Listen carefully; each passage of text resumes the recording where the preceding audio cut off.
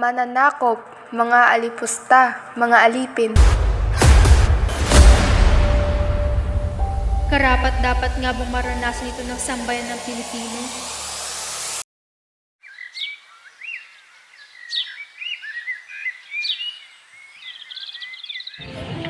Aray, mga anak na yata ako. Sandali lang, tawagin ko muna yung nanay at tatay ko. Ay, tatay! Ang asawa ko, mga anak na! Ayan na, lumalabas na. May isang batang isinilang at muling nagbigay ng ilaw sa paabang-abang na buhay ng mga ito. Ang kanyang advokasya sa reformang panlipunan sa pamamagitan ng payapang paraan. Mga anak! Nay! Kaysa sa pamamagitan ng marahas na revolusyon, Mga Indio!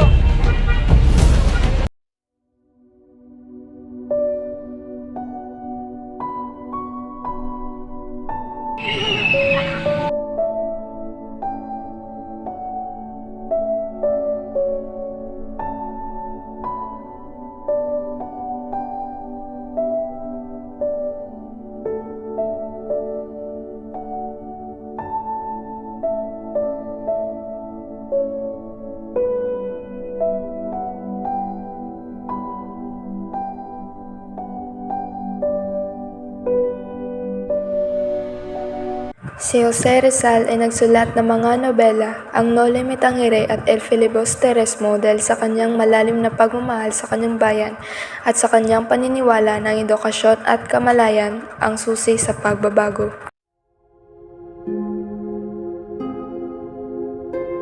Ang kanyang huling habilin bago siya mamatay noong December 30, 1896 ay, "Consuelo, there is nothing more to say. I die happy because I am dying for my country and for you."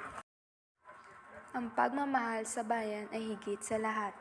Si Rizal ay handang isakripisyo ang kanyang buhay para sa kalayaan ng Pilipinas. Ang kanyang pagkamatay ay nagpapatunay na ang pagmamahal sa bayan ay hindi lamang salita, kundi isang gawa. Ang edukasyon ay susi sa pagbabago. Si Rizal ay isang edukadong tao na nagtaguyod ng pagbabago sa pamamagitan ng kanyang mga sulatin at gawa. Ang kanyang halimbawa ay nagtuturo sa atin ng ang edukasyon ay mahalaga sa pag-unlad ng isang bansa. Ang kapayapaan ay mahalaga. Si Rizal ay naniniwala sa kapayapaan at pagkakaisa.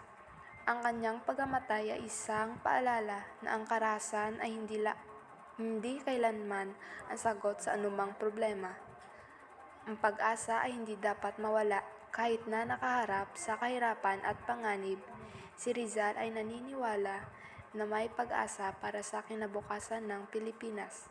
Ang kanyang halimbawa ay nagbigay sa atin ng lakas ng loob na magpatuloy sa pakipaglaban para sa isang mas mahusay na kinabukasan. Ang pagkamatay ni Dr. Jose Rizal ay isang malaking pagkawala para sa Pilipinas, ngunit ang kanyang mga aral ay patuloy na nagbibigay inspirasyon sa atin hanggang ngayon.